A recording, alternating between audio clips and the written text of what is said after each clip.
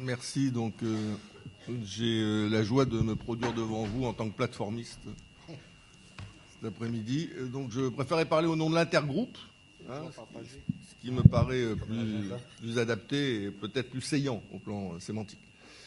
Je crois qu'on ne peut répondre au sujet sur lequel nous avons vocation à plancher qu'à partir du moment où on jette un petit regard en arrière sur les 15 dernières années, parce qu'elle concentre peut-être à elle toute seule les enseignements que nous sommes susceptibles de tirer aujourd'hui pour construire demain.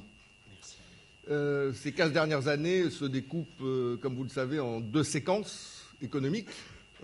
La première, 2002-2011, la seconde, 2011 à aujourd'hui et probablement pour quelques années encore. La première séquence est une séquence au cours de laquelle nous avons connu... Excusez-moi, vous pouvez approcher le micro. Pardon. Apparemment, on ne s'entend pas bien. La première séquence est une séquence au cours de laquelle nous avons connu un développement économique particulièrement soutenu, puisque nous sommes passés de 473 milliards de PIB à 877 en 10 ans. Quasiment un doublement de notre PIB. Nous avons augmenté de 50% le nombre d'emplois salariés déclarés à la CAFAT. Nous étions à 58 000 en 2002, nous sommes passés à 88 000 en 2011. Nous avons doublé les recettes fiscales de la Nouvelle-Calédonie en passant de 70 milliards à quasiment 170 milliards aujourd'hui.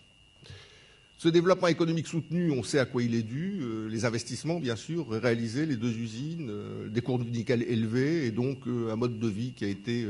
pour les Calédoniens, pour les entreprises, un mode de vie peut-être genre cigale, à l'époque où il fait beau et où on a envie de prendre l'air dehors. Et puis, à cette séquence, une nouvelle séquence s'est engagée dans le pays, celle que nous connaissons depuis 2011, qui est une séquence un petit peu plus raide. Cette séquence-là, c'est une séquence où notre croissance, qui a été de 4% hors inflation, est passée à moins de 2, à 1,7 très exactement. Cette séquence, c'est une séquence où la création d'emplois a été extrêmement faible. On est passé de 89 000 à 92 000 emplois salariés déclarés à la CAFAT, 3 000 emplois de plus en 5 ans, alors qu'on en créait 3 000 par an sur la décennie qui s'est écoulée de 2002 à 2011. Et des recettes fiscales qui sont restées stagnantes, voire se sont tassées pour certaines d'entre elles. Donc, bien sûr... la Nouvelle-Calédonie vit à ce moment-là l'ensemble de ces contradictions. Une industrie du nickel qui a cannibalisé les esprits, l'économie, la politique. Chaque accord, celui de Matignon, celui de Nouméa, ont été précédés ou complétés d'accords en matière de nickel. Aujourd'hui, l'atterrissage est rude, même si les économistes parlent de soft landing. L'atterrissage est rude, je pense, dans les esprits. Et je crois que c'est une opportunité que nous sommes susceptibles collectivement de saisir. L'atterrissage est rude à deux niveaux. Premier niveau, c'est bien sûr le nickel, oui, mais quoi d'autre ? La conscience de plus en plus forte, me semble-t-il, dans la population calédonienne que ce que nous avons connu au cours d'un siècle est susceptible demain de se conjuguer différemment en termes de développement économique et que nous devons faire des efforts pour initier ces nouveaux relais de croissance qui nous permettraient d'amortir des à-coups de la conjoncture nickel qui serait trop violent pour notre pays. Et puis, un autre aspect des choses qui est très visible au plan de l'industrie du nickel et qui, j'espère, sera visible demain dans les autres secteurs d'activité économique, c'est bien sûr la nécessité d'être compétitif, qu'on n'est pas en dehors du monde, que notre récif ne nous protège pas de l'ensemble des aléas du développement économique mondial et que nous devons faire localement les efforts nécessaires en termes d'organisation, en termes de compétitivité économique et sociale, en termes de système fiscal, pour rendre notre économie plus compétitive de manière générale. Dans l'industrie du nickel, on est en train de voir les déclinaisons de cette prise de conscience. C'est même assez violent. La SLN était à 6 $ de prix de revient à la fin de l'année 2015, novembre 2015. Elle est aujourd'hui à 5 $ et l'objectif, comme vous le savez, c'est de passer à 4 $ à l'horizon 2020. Ce n'est pas un objectif genre obligation de moyens, c'est un objectif obligation de résultat. C'est ça où on meurt. C'est aujourd'hui assez simple au total. Et je crois que les organisations syndicales, la direction de l'entreprise, les actionnaires ont aujourd'hui parfaitement intégré la nécessité de se livrer à cet exercice. Il en est de même en ce qui concerne Vale. On était il y a 2 ans de ça à 19 000 $ la tonne. On est aujourd'hui 11 000 $ la tonne. On devrait arriver à l'horizon de la fin de l'année prochaine à 9 000 $ la tonne. avec une production de 50 000 tonnes. Donc la perspective $4, $4,5 à échéance de 2-3 ans maximum est une perspective solide. Et puis Koniambo c'est autre chose, c'est une mine, une usine dessus, un port à côté. Donc là, le $4 sous réserve que les obstacles techniques liés à la reconstruction du deuxième four soient levés, est un objectif qui paraît tout à fait réaliste. Donc on a, et c'est important, hein, même si aujourd'hui le nickel c'est plus ce que c'était pour parler simplement, c'est quand même aujourd'hui 20% de nos emplois dans le pays, directs, indirects et induits, qui dépendent de l'activité de la mine et de la métallurgie. Et donc, bien évidemment, les efforts engagés en termes de compétitivité sont des efforts qui doivent aboutir et qui sont essentiels pour notre pays. De gros sujets restent sur la table. On ne va pas les évoquer en 15 minutes. Il faudrait pour chacun d'entre eux plusieurs jours. C'est bien sûr le Fonds pour les générations futures. J'ai entendu tout à l'heure une tuyauterie à N+1, plus 5%. Des propositions ont été faites il y a 6 ans de ça au Congrès de la Nouvelle-Calédonie. Elles n'ont pas été mises en œuvre. L'idée, c'était d'écréter les recettes fiscales, non pas sur l'année N-1, mais sur la décennie écoulée, de façon à ce que le surplus, en faisant une décennie glissante, soit versé au Fonds pour les générations futures, en sus d'une redevance d'extraction qui aurait été applicable à toute tonne de minerai produite, qu'elle soit transformée localement ou qu'elle soit exportée, avec des niveaux différents, bien sûr, en fonction du fait qu'elle est produite localement ou qu'elle est exportée, puisqu'on a compris que l'exportation est créatrice de moins de valeur et d'emplois pour le pays que la transformation locale.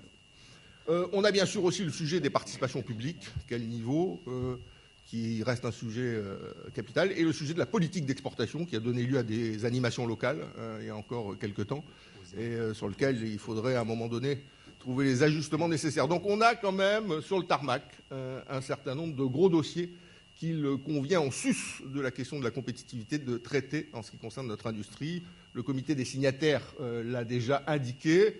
On est revenu à plusieurs reprises sur le sujet. On avance à millimètres, vraiment des tout petits millimètres. Il faut quasiment un microscope pour voir nos avancées. Donc je vous rassure là-dessus, l'immobilisme est aujourd'hui la clé de notre fonctionnement. Mais comme la Calédonie, c'est parfois au bord de l'abîme qu'on finit par donner un coup de rein, parce qu'on a peur de tomber, on peut estimer que l'approche de 2018 va nous conduire collectivement à donner le coup de rein nécessaire pour trouver les équilibres indispensables entre nous sur ce sujet qui reste un sujet économique majeur, mais aussi un sujet politique majeur. Sur les autres relais de croissance, de combien de temps je dispose là, s'il vous plaît ? Il reste 7 minutes. 7 minutes, c'est royal.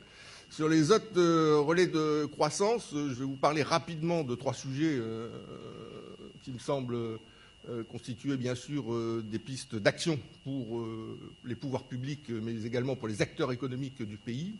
Nous considérons que bien sûr le tourisme est un secteur qui doit faire l'objet de plus d'attention qu'il n'en a fait jusqu'alors, eu égard à la prédominance du nickel.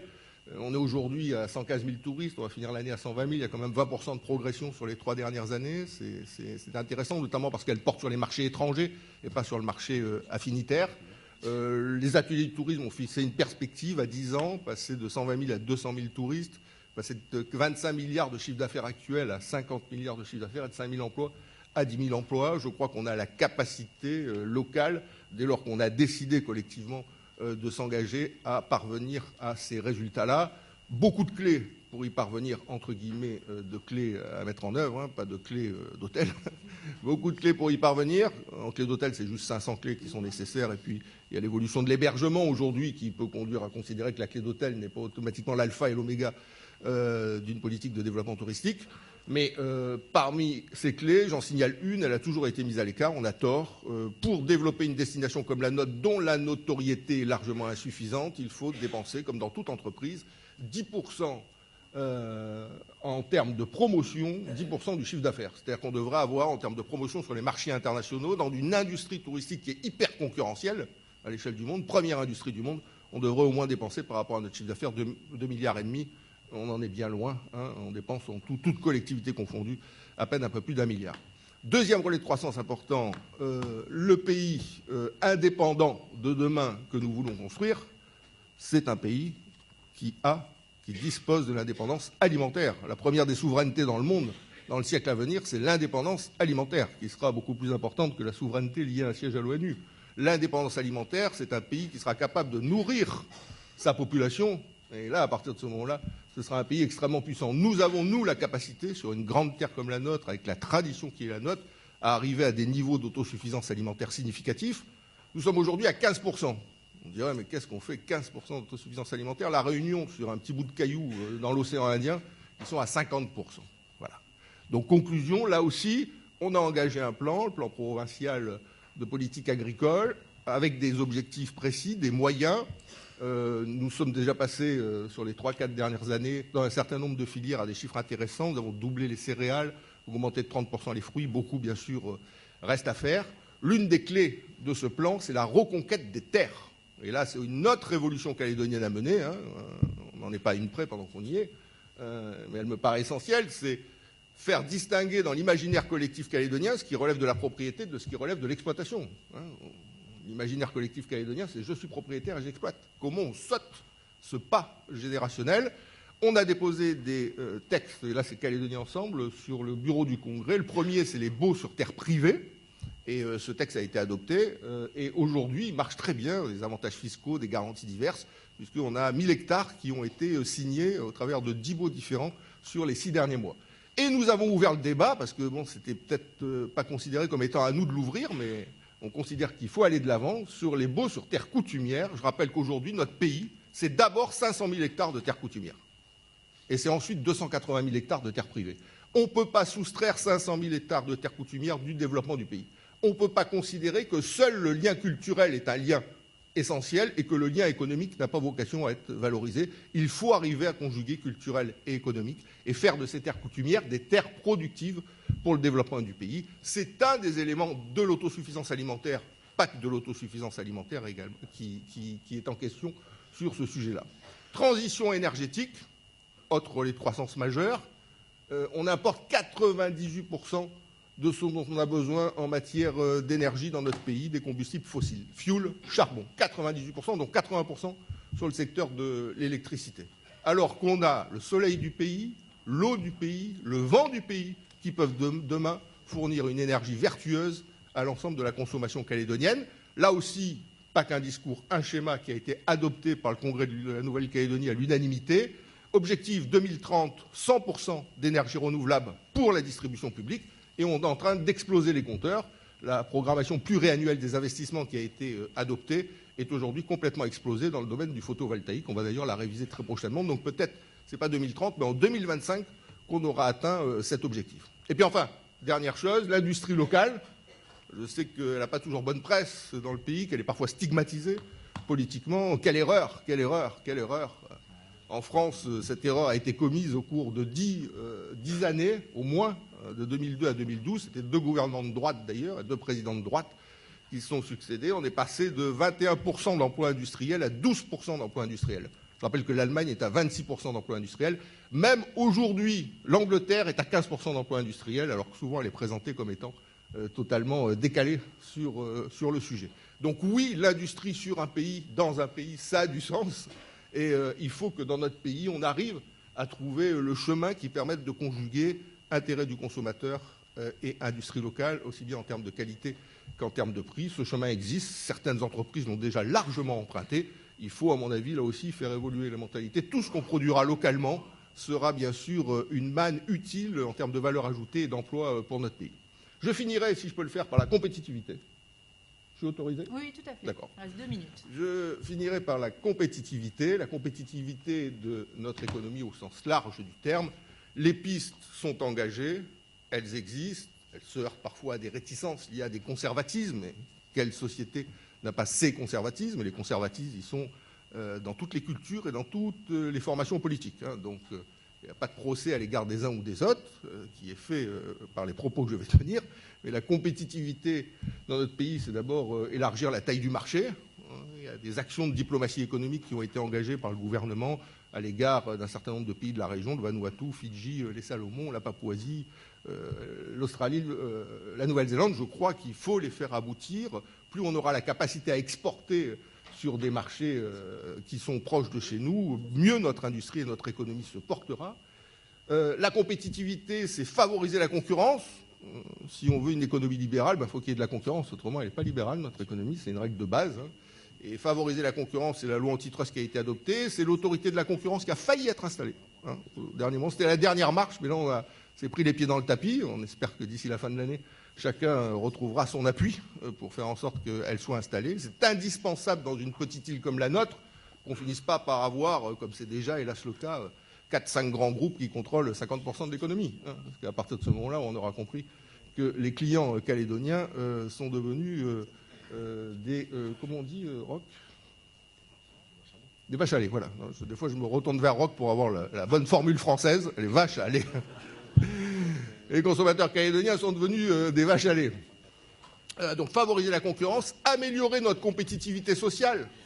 Il ne faut pas rêver. On a pu, à un certain moment, signer un certain nombre d'accords, avoir certaines organisations. La SLN, il y a 7 niveaux hiérarchiques entre la direction et l'ouvrier. Dans n'importe quelle industrie du monde, aujourd'hui, on a entre 3 et 4 niveaux. Comment réorganiser le travail ?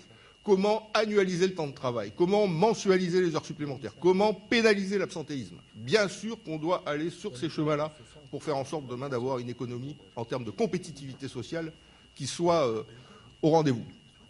Et puis enfin, dernière chose, système fiscal, permettre à nos entreprises de travailler dans un environnement hors taxe, c'est le sens de la TGC, à partir du moment où bien sûr elle est mise en œuvre par l'ensemble des acteurs de manière vertueuse, elle peut apporter beaucoup en termes de compétitivité à notre économie. Voilà quelques pistes sur lesquelles on a travaillé, on est engagé, on a commencé à travailler. Et j'espère qu'au total, la Nouvelle-Calédonie, à l'horizon post-2018, saura tirer le sucre de toutes ces pistes engagées, de tous ces travaux qui sont menés, de façon à ce que nous soyons dans un pays où nous créions plus d'emplois, où le développement soit devenu véritablement un développement durable et où le maximum de valeur ajoutée profite à l'ensemble des Calédoniens. Je vous remercie. Merci beaucoup.